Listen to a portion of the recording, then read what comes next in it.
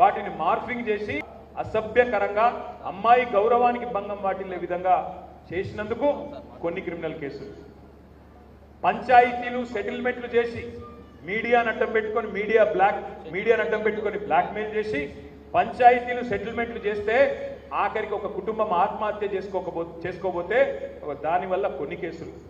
ఇప్పుడు మీ phone number, మీ email, మీ address, మీ పేరు, మీ photo నేను నా వెబ్సైట్లో పెట్టి అని కూడా చేసిండు. చాలామంది ఫోటోలు పెట్టిండు, వెబ్సైట్లల్లో ఫోన్ నంబర్లు పెట్టిండు, దానికోసం కొన్ని కేసులు. ఇట్లా 56 క్రిమినల్ కేసులు ఈయన మీద ఉన్నాయి. మరి ఈయన రేపటి రోజున పొరపాటున గెలిస్తే రేపు అక్కడ పోయి మాట్లాడగలుగుతాడా రేవంత్ రెడ్డి గారితో? ఏమన్నంటే రేవంత్ రెడ్డి ఏమంటాడు, మీ తరఫున ఏమాయ 2 లక్షల ఉద్యోగాలు అంటే ఏమంటాడు, కాంగ్రెస్ పార్టీకి వెళ్ళి మెడలు పెట్టి నువ్వు అవతల వారేస్తాడు. మాట్లాడే పరిస్థితి ఉంటుందా? దయచేసి ఆలోచించండి. ఇక్కడ దిక్కేమో గోల్డ్ మెడల్ ఇస్తున్నాడు బీఆర్ఎస్ పార్టీ నుంచి, అక్కడి దిక్కేమో పచ్చి బ్లాక్ మెయిలర్ ఉన్నాడు. ఎవరు కావాలా గ్రాడ్యుయేట్ల తరఫున ఎవరు ప్రతినిధిగా ఉండాలి, ఎవరు పట్టభద్రులకు ప్రాతినిధ్యం వహించాలి, ఎవరు పట్టభద్రుల తరఫున రేపటి రోజున శాసన మండలిలో ఉండాలి, మీరే నిర్ణయించండి అని చెప్పి నేను కోరుతా ఉన్నా. ఒక సామాన్యుడు మీలోంచి వచ్చిన రాకేష్ రెడ్డి ఉండాలనా, లేదా ఇవాళ రేవంత్ రెడ్డి అండ చూసుకొని బ్లాక్ మెయిల్ చేస్తూ మరి పూర్తి స్థాయిలో కోట్ల రూపాయలు సంపాదించి ఇవాళ మొత్తంగా 56 క్రిమినల్ కేసులు ఎదుర్కొంటున్నా ఒక బ్లాక్ మెయిలర్ ఉండాలని ఆలోచించండి. ఇటు బిట్స్ పిలాని, అటేమో పల్లి బటాని. ఏం కావాలో మీరే ఆలోచించుకోండి. పల్లి బటాని నేను ఉత్తానే అంటలేను. పల్లి బటాని ఎందుకంటే ఆయన నిజంగా చెప్పాలంటే జర్నలిస్ట్ కాదు, మన్ను కాదు. ఆయన కేవలం ఉదయం కాలక్షేపం కోసం బూతులు తిట్టే ఒక సంస్థను నడిపే వ్యక్తి. పెద్దవాళ్ళని తిడితే పెద్దోడిని అయిపోతా అనుకునే బాపత్. అందుకే అంటున్నా, ఇటు బిట్స్ పిలాని, అటు పల్లి బటాని, ఎవరు కావాలో ఆలోచించుకోండి.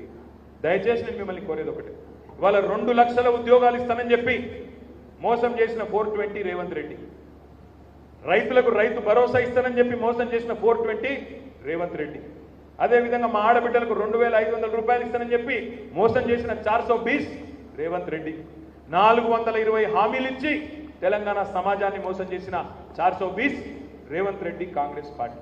మరి అట్లాంటి కాంగ్రెస్ పార్టీకి ఈ ఉప ఎన్నికల్లో ఓడిపోయినా వాళ్ళ గవర్నమెంట్ ఏం పడిపోదు.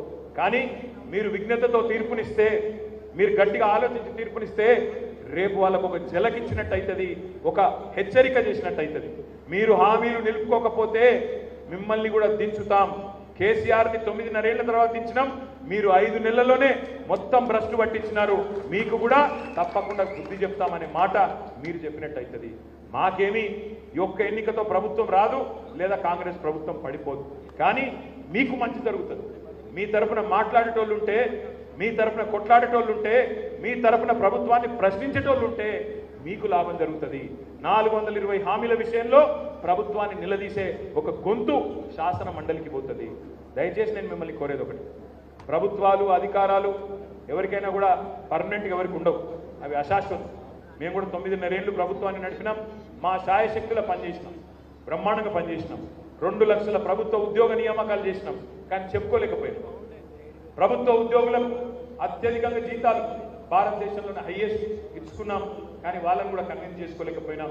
సరే, రకరకాల కారణాల వల్ల స్వల్ప తేడా 1.8% మాత్రమే ఓడిపోయింది. మునుగోడులో ఫ్లోరోసిస్ సమస్యను పరిష్కారం చేసినాం. బ్రహ్మాండంగా ఇక్కడ ఎప్పటి నుంచో మీ కళ కృష్ణా జలాలు రావాలి, శివన్నగూడెం కానీ ఇంకా ఇతర రిజర్వాయర్లు కానీ వాటి నిర్మాణాలు చేస్తున్నాం. ఇన్ని చేస్తున్నాక కూడా సరే దురదృష్టవశాత్తు మరి కాంగ్రెస్ పార్టీ ఒక అందమైన రంగుల సినిమా ఏదైతే చూపెట్టిందో ఆ రంగుల ఈస్ట్మన్ కలర్ రంగుల సినిమాకు ప్రజలు ఆకర్షితులైనారు. మోసం జరిగింది, పర్వాలేదు. కానీ ఇప్పుడు మిమ్మల్ని కోరేదల్లా ఒకటే, ఈ ఎన్నికల్లో మీరు విజ్ఞతతో మీరు ఒక్కసారి ఆలోచిస్తే తప్పకుండా రేపు జరిగేదల్లా ఒకటే, కాంగ్రెస్ ప్రభుత్వానికి ఒక హెచ్చరిక. ఎట్లయితే వరదలు వచ్చినప్పుడు జారీ చేస్తారు కదా, మొదటి హెచ్చరిక, 2వ హెచ్చరిక, 3వ హెచ్చరిక అని అట్లా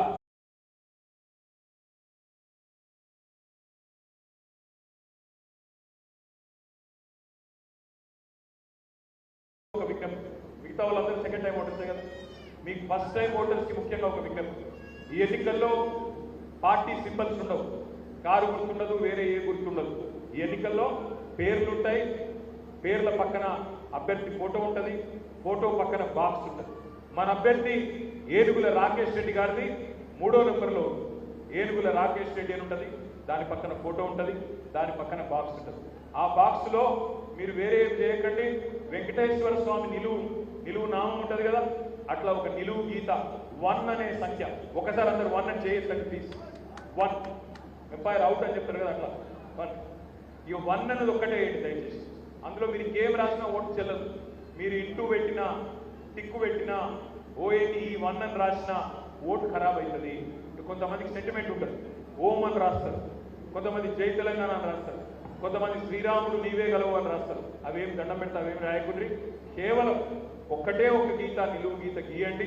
తప్పకుండా ఏనుగుల రాకేష్ రెడ్డి లాంటి ఒక మంచి వ్యక్తికి కేసీఆర్ గారు పంపించిన బీఆర్ఎస్ పార్టీ అభ్యర్థికి ఓటేసి గెలిపిస్తారని చెప్పి మనస్ఫూర్తిగా ఆశిస్తూ, ఒక్కసారి రాకేష్ రెడ్డి ఓటేసే వాళ్ళు ఒకటి చేయి ఒక్కసారి పక్కానా? ఈసారి నమ్మొచ్చా మునుగోడులో? జై తెలంగాణ. కొద్దిగా సౌండ్ పెంచాలి. జై తెలంగాణ. కేసీఆర్ గారి నాయకత్వం.